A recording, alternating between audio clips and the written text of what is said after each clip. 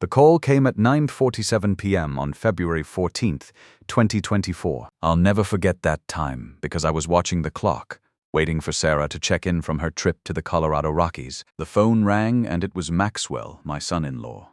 "Victor, there's been an incident. My blood went cold. I'm Victor Pierce, 59 years old, retired Colorado State Police detective. After 32 years in law enforcement, you develop an instinct for when something's seriously wrong, and everything about Maxwell's voice screamed trouble. What kind of incident? Where's Sarah? She's fine. She's at the cabin, but she's upset and saying some pretty wild things. I think maybe you should know that. I heard screaming in the background. Sarah's voice. Liar, you left me. You all left me, Maxwell. What the hell is going on? Look, we were just playing around. It was a joke. She got out of the car at a rest stop and we drove ahead a bit to tease her. She's overreacting because of the hormones. I hung up. My hands were shaking, and that doesn't happen often. I called Sarah's cell. No answer. Called again. Nothing. Third time she picked up. She was sobbing so hard she could barely speak. Daddy, Sarah, baby, what happened? They left me in the middle of nowhere. It was dark and the wind was howling and I couldn't see anything, Dad. I thought I was going to die. I thought the baby was going to die. Where are you now? Some gas station. A trucker found me. I've been walking for, I don't know how long. My hands are numb. I can't feel my feet. I'm coming to get you. Send me your location, Dad, I'm so cold. Her voice was small. Broken. This was my daughter, my little girl, and these entitled bastards had left her on the side of a mountain highway in February, in Colorado, at night. Pregnant. In 15 below weather, I grabbed my keys and called my brother Benjamin as I got in my truck. Benjamin Pierce is 2 years younger than me at 57. While I was working white-collar crime for Colorado State Police, Ben spent his career with the FBI Financial Crimes Unit. He'd retired as a senior investigator, but he still had connections that ran deep. Ben, I need you. I told him everything while I drove through the darkness. The roads were getting worse as I climbed into the mountains. Snow was coming down hard, and the wind was picking up. Every mile felt like torture, knowing my pregnant daughter was out there somewhere in this weather. It took me an hour and 20 minutes to reach Sarah. Every minute felt like an hour. When I found her at that Conoco station just outside Vail, I almost didn't recognize her. She was sitting inside, wrapped in a blanket the attendant had given her. Her lips had a bluish tint. Her skin was pale, almost gray. She was shivering violently and her coat was nowhere to be seen. I ran to her, held her. She collapsed into my arms like a broken bird. I've got you, sweetheart. I've got you. The gas station attendant, a young man named Henry Miller, pulled me aside. His face was grim. Sir, I found her about an hour ago walking on I-70. No coat, no gloves, temperatures 15 below. She said her family left her at a rest area about 8 miles back. I almost didn't see her in the dark. She was stumbling, falling down. Did you call an ambulance? She wouldn't let me. She kept saying she just wanted her dad, kept asking me not to call anyone else. I looked at Sarah again. She was 6 months away from turning 30. She was pregnant with her first child. She was an elementary school teacher who read stories to kids and helped them with their math homework. And her husband's family had abandoned her in sub-zero temperatures as some kind of sick joke. I called Ben back while Sarah sat in my truck with the heater running. Ben, I need you to do what you do best. This wasn't an accident. This was planned. What do you mean planned? Maxwell called it a prank. Said they drove ahead to tease her. Ben, they left a pregnant woman on a mountain highway in a blizzard. This is attempted murder. There was silence on the other end for a moment. Then my brother's voice, cold and professional. I'll make some calls. Get her to a hospital first. Document everything. I mean everything. Photos, medical records, witness statements. I drove Sarah to Vail Valley Medical Center. They admitted her immediately when I explained what had happened. The emergency room doctor, Dr. Michelle Roberts, was a woman in her 40s who'd seen plenty of hypothermia cases from the ski slopes, but her face went pale when I told her the circumstances. Mr. Pierce, your daughter is lucky to be alive. Another hour out there in her condition, I don't want to think about what could have happened. Pregnant women are especially vulnerable to cold exposure. The body prioritizes the mother's organs over the fetus when it's fighting hypothermia. Is the baby okay? For now, but Sarah needs complete bed rest for at least a week. No stress, no travel. We'll monitor both of them closely. Her core temperature was 94 degrees when she came in. Normal is 98.6. She was well into mild hypothermia territory. I sat with Sarah all night in that hospital room. She slept fitfully, her hand on her belly, tears occasionally slipping down her cheeks even in sleep. Every few minutes she'd wake up, panicked, asking if she was safe. I'd hold her hand and tell her she was with me now, that nobody was going to hurt her. Around 11 p.m., Maxwell showed up. He walked into that hospital room with his hands in his pockets, looking more annoyed than concerned, like this whole thing was an inconvenience for him. "Sarah, honey, you really scared us. Mom's worried sick. She thinks maybe we should call your doctor, make sure everything's okay with the baby." "Get out," I said quietly. He blinked. "I'm sorry." I stood up slowly. "I'm 6'1". Kept myself in shape even after retirement. Maxwell was maybe 5'9", soft around the middle, probably hadn't been in a real fight in his life. I said, "Get out before I throw you out. You can't tell me not to see my wife. That woman in that bed, the one you abandoned on a highway, she's my daughter first. And until she tells me she wants to see you, you're not coming near her." For a moment I thought he might try something. But Maxwell Thompson had spent his whole life having things handed to him. He'd never faced real consequences for anything. He looked at Sarah, then back at me, and walked out without another word. Sarah stirred in her bed. "Dad, was that Maxwell? He's gone. You don't need to worry about him right now?" She nodded and closed her eyes again.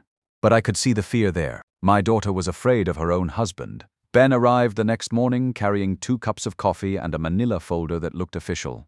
"How's our girl?" Sarah was awake, sipping water and looking better.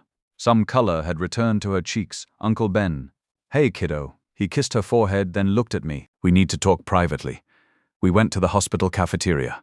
Ben opened the folder and spread out several documents. "I made some calls last night. Called in some favors. Got the Colorado State Patrol to pull highway camera footage from Rest Area 203. He showed me printed screenshots with timestamps. 8:17 p.m. Catherine's Range Rover pulling into the rest area. 8:19 p.m. Sarah getting out of the vehicle, clearly visible in the headlights. She looked confused, not like someone participating in a joke. 8:21 p.m. The Range Rover driving away while Sarah ran after it, waving her arms frantically. 8:47 p.m. Sarah walking along the highway shoulder alone, no coat, cars passing her in the darkness. They left her there for over an hour, Victor, in 15 below weather, pregnant. At night on a highway where the speed limit is 75 miles per hour.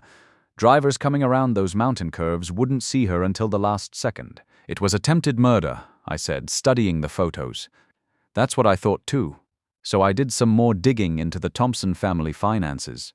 He pulled out his phone and showed me a series of screenshots. Maxwell's got gambling debts totaling $180,000. Lost it at 3 different casinos in Black Hawk over the past 8 months.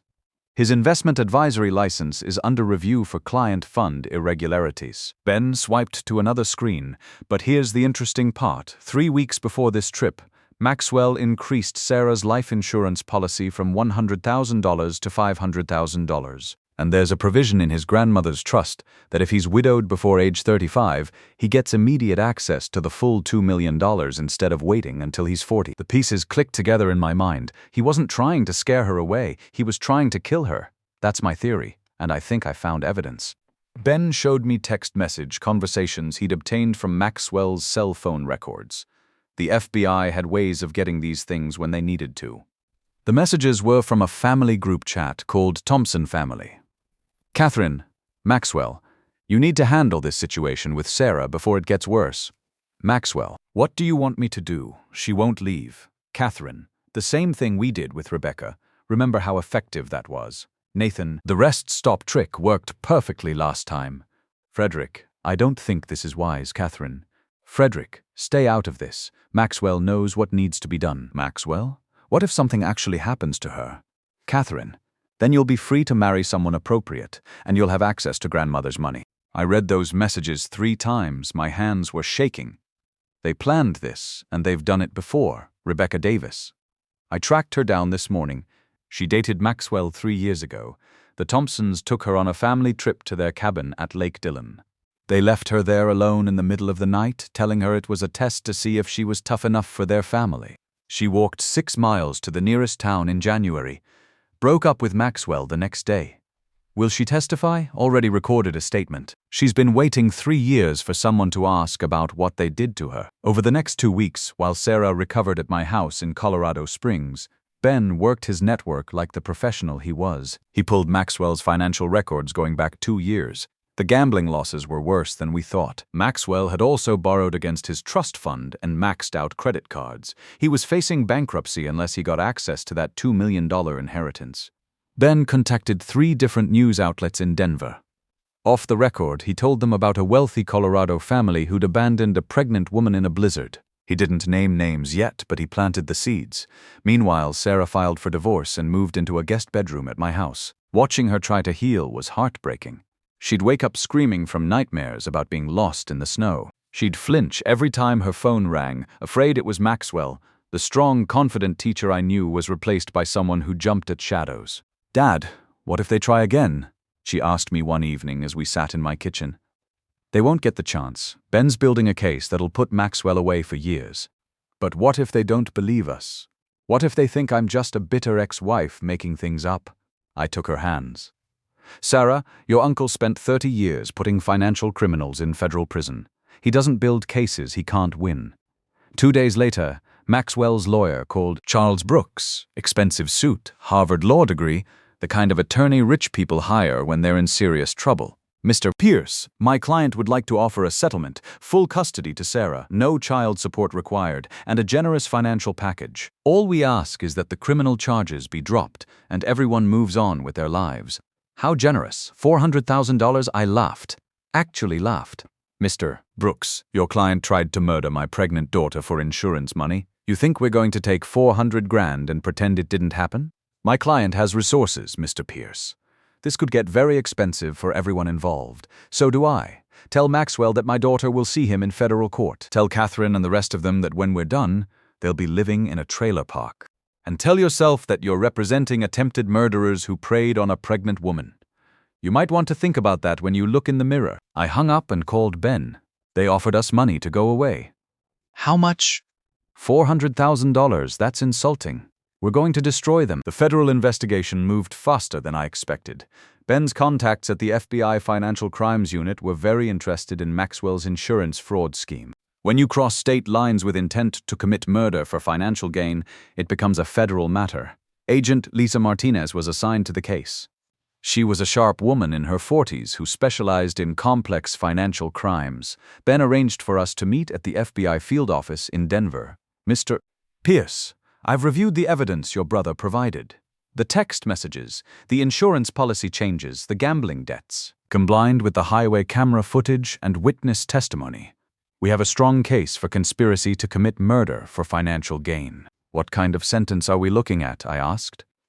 "Federal guidelines for this type of crime start at 10 years. With the aggravating factors, pregnant victim, extreme weather conditions, prior pattern of behavior, we could be looking at 15 to 20 years for Maxwell. Less for the others depending on their level of involvement." Sarah squeezed my hand. She'd been quiet through most of the meeting, but I could see some of her old strength returning. "I want to testify. I want to tell everyone what they did." Agent Martinez nodded. "We'll need your full testimony, Mrs. Thompson, and we'll need you to be prepared for their defense team to attack your credibility. They'll claim you're a disgruntled ex-wife making false accusations. Let them try," Sarah said firmly. "I have the medical records. I have the witness who found me. I have the truth." By March, the story had leaked to the media. Channel 7 News in Denver ran a segment called "Abandoned in the Blizzard." They didn't name Sarah initially, but they named the Thompsons. Catherine gave an interview where she called it a tragic misunderstanding and suggested Sarah was emotionally unstable due to her pregnancy. That interview was a disaster for their family. Social media exploded overnight. Justice for Sarah started trending nationally. People shared their own stories of abuse by wealthy in-laws. Women who'd been abandoned or mistreated by partners' families found their voices. The Thompson name became toxic in Colorado's business community. Frederick's manufacturing company lost 2 major contracts within a week. Catherine was placed on administrative leave from her position at First National Bank. pending an internal investigation into questionable loan approvals. Maxwell's investment advisory firm revoked his license permanently. His remaining clients pulled their money and filed complaints with the Securities and Exchange Commission. 3 more ex-girlfriends came forward with stories of the Thompson family's tests and psychological abuse. Ben showed me news clippings every morning over coffee. Look at this. Denver Post editorial calling for stronger laws against domestic financial abuse. Rocky Mountain News investigating other wealthy families who use isolation tactics on unwanted partners. Good, I said. Let the whole world see what they really are. The trial was scheduled for September 2024. Sarah was 7 months pregnant by then, living in a small house in Manitou Springs that she'd bought with money from her teacher's pension fund. She was still scared sometimes, but she was fighting back now. We had dinner every Sunday at my house. Me, Ben, Sarah. Sometimes Rebecca Davis joined us. She'd become a friend and mentor to Sarah, helping her understand that what happened wasn't her fault. The hardest part, Rebecca told Sarah one evening, is realizing that normal families don't do this. Normal people don't abandon pregnant women in blizzards as jokes. It takes time to trust your own instincts again. Sarah nodded. I keep thinking about all the red flags I missed. The way Catherine would make comments about my teaching salary. How Maxwell always chose his mother's side in arguments. The way they'd all share these looks when I wasn't supposed to be paying attention. That's how they operate, Rebecca said. They make you think you're crazy for noticing their cruelty. Pre-trial proceedings revealed even more damaging information. Ben's investigation had uncovered that Maxwell had Googled hypothermia death times and life insurance investigation procedures in the weeks before the trip. His browser history was full of searches about survival times in cold weather and how long it takes for someone to freeze to death. The prosecution also found evidence that Catherine had been researching Sarah's family background, looking for anything they could use to discredit her if she survived, and tried to press charges. They'd hired a private investigator to dig into my police career, looking for any misconduct they could exploit. They thought of everything except the possibility that Sarah would live and we'd fight back, Ben told me. They assumed they were untouchable because they had money and connections. Charles Brooks, Maxwell's attorney, made several attempts to negotiate a plea bargain. The offers got progressively more desperate as the trial date approached. 25 years reduced to 8 with good behavior if Maxwell pleads guilty and provides testimony against his mother. Agent Martinez informed us in August. What does Sarah think? I asked. I think Maxwell was a coward who let his mother manipulate him into trying to kill me, Sarah said. But he made the choice to go along with it. He increased my life insurance. He Googled how long it takes to freeze to death. He drove away and left me on that highway. I don't care if his mommy told him to do it. He's a grown man. The trial began on September 15, 2024. Federal District Court in Denver was packed with media and spectators. I'd never seen anything like it in my 32 years in law enforcement. The prosecution's opening statement was devastating. Lisa Martinez laid out the timeline, the financial motives, the text messages, the browser history. She showed the jury the highway camera footage of Sarah running after the Range Rover in the snow. Ladies and gentlemen, this was not a prank gone wrong. This was a calculated attempt to murder a pregnant woman for money, disguised as a family joke. The defendants gambled that Sarah Pierce Thompson would die in that blizzard, and they lost. Maxwell's defense team tried to paint him as a victim of his domineering mother. They claimed Catherine had manipulated her son into participating in what was supposed to be a harmless prank that went too far due to unexpected weather conditions. But Sarah's testimony destroyed that narrative. She took the stand on the 3rd day, 7 months pregnant, and told her story with a clarity that left the courtroom silent. Maxwell didn't look confused or conflicted when they drove away, she said, looking directly at the jury. He looked relieved, like a burden had been lifted. I was waving my arms, screaming for them to come back, and I could see him in the passenger seat. He never once looked back. The defense attorney tried to rattle her during cross-examination. Mrs. Thompson, isn't it true that you and your husband had been arguing about money? That you'd threatened to leave him if he didn't get a better job? No, that's not true. Maxwell made good money as an investment advisor. The arguments were about his gambling. I'd found casino receipts in his pockets. When I asked about them, Catherine told me it was none of my business how her son spent his money. You're asking this jury to believe that an entire family conspired to murder you over an inheritance that Maxwell wouldn't receive for several more years? Sarah's voice stayed steady. I'm asking this jury to look at the evidence. The text messages planning this prank.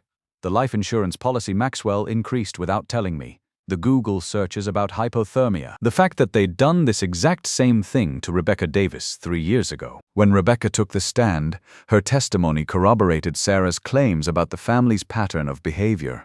She described being abandoned at the Lake Dillon cabin in January 2021, forced to walk miles in the snow to find help. Catherine Thompson told me it was a test, Rebecca said. She said if I couldn't handle a little inconvenience, I wasn't tough enough to be part of their family. When I broke up with Maxwell the next day, she called me weak and said I'd never amount to anything. The prosecution's closing argument was masterful. Lisa Martinez walked the jury through every piece of evidence, building a timeline that showed clear premeditation. Maxwell Thompson Googled hypothermia death times on January 28th. He increased his wife's life insurance on February 1st. The family discussed their plan in text messages on February 10th. They executed that plan on February 14th. This wasn't a prank. This was attempted murder, pure and simple. The jury deliberated for 6 hours. When they returned, the foreman stood and read the verdicts. Maxwell, guilty on all counts. Catherine, guilty of conspiracy and accessory charges. Nathan, guilty of conspiracy. Frederick, guilty of failure to report a crime. Judge Margaret Collins looked at each defendant before pronouncing sentence. I have presided over criminal cases for 20 years. But rarely have I seen such callous disregard for human life disguised as family loyalty. Mrs. Thompson, you orchestrated this conspiracy. You manipulated your family into attempting murder. Mr. Maxwell Thompson, you chose money over your wife's life and your unborn child's safety. Maxwell got 15 years in federal prison. Catherine got 8 years. Nathan got 3 years. Frederick got 2 years probation and 500 hours of community service. The civil lawsuit Sarah filed separately was settled out of court for $1.2 million. The Thompsons had to sell their mansion in Cherry Hills Village to pay it. Catherine's bank fired her and revoked her credentials. The family name was ruined in Colorado business circles. Sarah gave birth to Grace Pierce on April 3, 2025. I was there in the delivery room along with Ben. When the nurse placed Grace in Sarah's arms, my daughter looked up at me with tears of joy streaming down her face. We made it, Dad. We really made it. Yes, sweetheart, we did. Maxwell sends child support payments from federal prison. They're automatically deposited so Sarah never has to deal with him directly. He's never met his daughter, and Sarah decided that's how it's going to stay. I agreed completely. Now Grace is 8 months old and starting to crawl. Sarah teaches 4th grade at a school in Manitou Springs. She bought a beautiful house with mountain views using her settlement money. Every Sunday we have dinner together. Me, Ben, Sarah, and Grace. We sit around Sarah's kitchen table, eating pot roast and watching Grace try to grab everything within reach. The house fills with laughter and conversation. Grace claps her hands when she sees her papa, and my heart nearly bursts every time. The Thompsons thought money was power. They learned the hard way that real power comes from having people who love you enough to fight for you when you can't fight for yourself. Ben still gets updates on the case. Maxwell tried to appeal his sentence twice. Both appeals were denied. Catherine filed for bankruptcy from prison. Frederick moved to Arizona and works at a hardware store. Nathan drives delivery trucks in Wyoming. Meanwhile, Sarah has rebuilt her life completely. She's dating a decent man named Paul who teaches at her school. He adores Grace and treats Sarah with the respect she deserves. When I see them together, I know she's learned to trust her instincts again. 6 months ago, a reporter from 60 Minutes called wanting to do a story about wealthy families who abuse their power. Sarah declined. She's not interested in being defined by what the Thompsons did to her. She's too busy living her life and raising her daughter. I think about that night off on February 14th, 2024, when everything changed. I'm 59 years old. I spent 32 years investigating crimes and putting criminals behind bars. But the most important case of my life happened when I drove through a blizzard to save my daughter. Here's what I learned. Family isn't about last names or bank accounts or social status. Family is about who shows up when everything falls apart. Who drives through the night when you need them. Who stands between you and the people trying to hurt you. That's real wealth. That's what matters. Some people spend their whole lives chasing money and status, thinking those things will make them powerful. But the Thompsons had everything money could buy, and in the end, they had nothing. Because when you build your life on greed and cruelty, you're building on sand. Real strength comes from love, loyalty, and doing what's right, even when it's hard. It comes from protecting the people who matter to you and never backing down when they're threatened. Money can buy a lot of things, but it can't buy character. And character is what survives when everything else falls apart.